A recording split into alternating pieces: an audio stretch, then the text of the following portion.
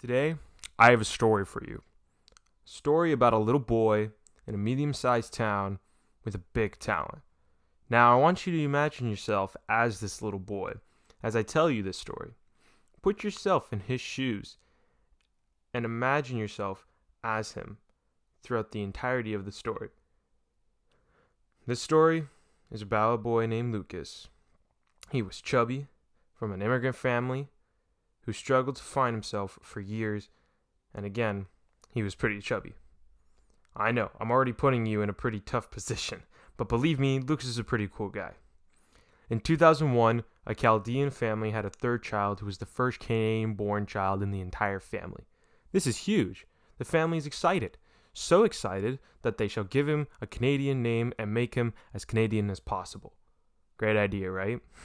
This boy grew up in a family of stylists, so in the future he will join the family business.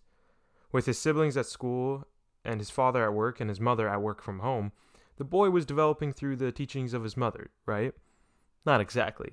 Instead, from the time he was born to the time he could start school, he sat in front of an old big box television and watched cartoons and movies all day. The boy was an expert at the age of 3 on how to fully operate a VCR. Already so much talent right there.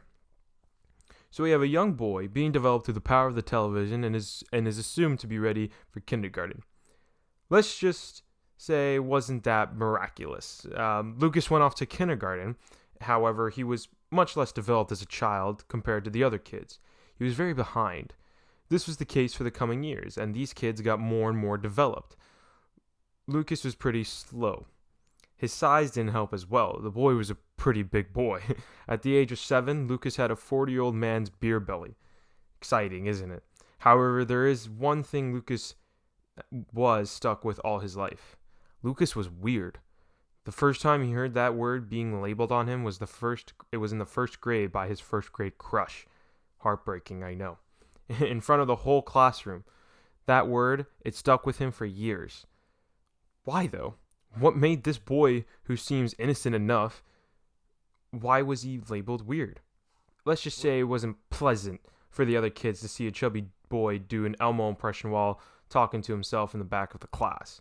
Now, it makes sense to call him a weirdo, right? Lucas started to have more social skills in the 6th grade and was relatively comfortable with himself till the 8th. In those years, he discovered the power of comedy and tried to make his new friends laugh every day, hysterically. He stopped at nothing to make them laugh.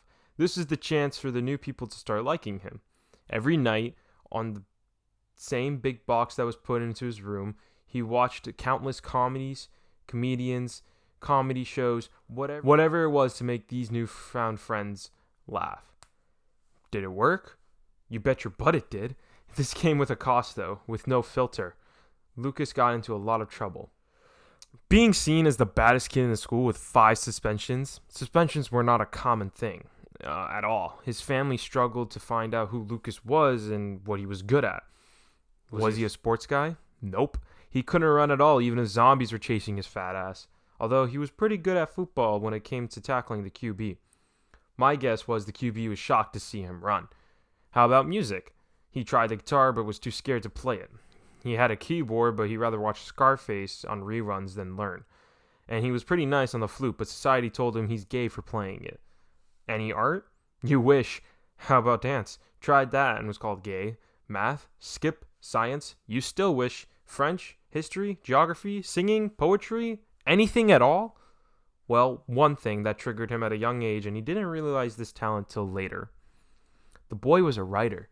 He could write for days. He lost himself in grade 5 in the novel project. Ahead of everyone else, he was writing a novel till his wrist broke.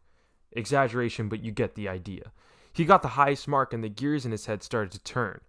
Once someone asked him what it was about, he told them, and the response from this child was, "Oh, that's weird." Like a bullet, it banged and hit our Lucas. That word, it continued to live with him. Everything he did was weird. Lucas tells a joke. What a weirdo. Lucas does an impression. Such a weirdo. Lucas plays pretend with a friend. Those guys are weird. Lucas wears clothes that don't fit him. He's fat and weird. Lucas takes a breath. Lucas is weird. The transition to high school? You think it got better? Not a chance. His weirdness stuck with him. In the ninth grade, it was a wild ride for him. No new friends, old friends gone. The label weird hit him again when he ran for student council and made some pretty dumb jokes because his humor was the age as grade schoolers. This guy wasn't ready. Historians are still trying to figure out how he managed to get his first kiss in the ninth grade. It still blows my mind. So what happened to Lucas? Well, if you haven't realized, that boy was me. Shocker, I know. Take yourself out of the shoes and live here with me in the present. I struggled with finding a fixed personality for years, something few people know about me. It sounds crazy, but looking back, I could say that boy, Lucas, had a personality disorder. It wasn't common. Kids are kids, and kids change quickly. However, that boy changed every hour. One moment he's a comedian, the next he thinks he's a serial killer from Dexter. He took what he saw through movies, cartoons, and shows, video games, and molded that in his character. One moment he's a goofball like SpongeBob, the next he's a mobster from The Godfather. His family sure as hell didn't see it, and his peers thought he was weird. What did he do? Let's just say that drama class was the cure.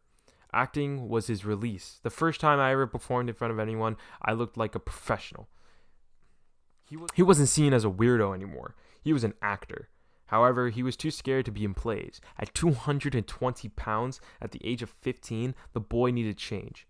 I stand here, sitting, at 165 and confident in the person that I am. Lucas did 2 plays back-to-back and won a distinctive merit. I found my calling.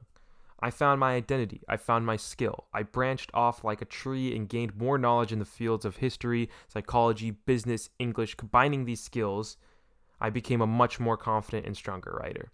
University opens its doors for Lucas with one of the most competitive programs, the BFA Bachelor of Fine Arts program.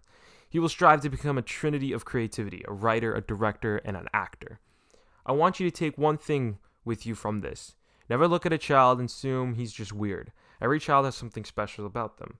Parents, when you see your kid doing something weird, don't just immediately try to change his behavior. Instead, explore it with him/her. If the child shows any type of personality disorder, explore it with him/her because as a parent, you want to know exactly who your kid is and what he/she is going through. If the kid is playing pretend, let him play pretend till he tires himself out. Kids aren't acting their age and are picking on those who are.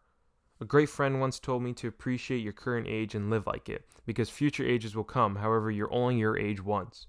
If you're a kid in grade school right now and the weird kid is acting up, don't give them a label. Befriend them because they might just be the next big talent in your school.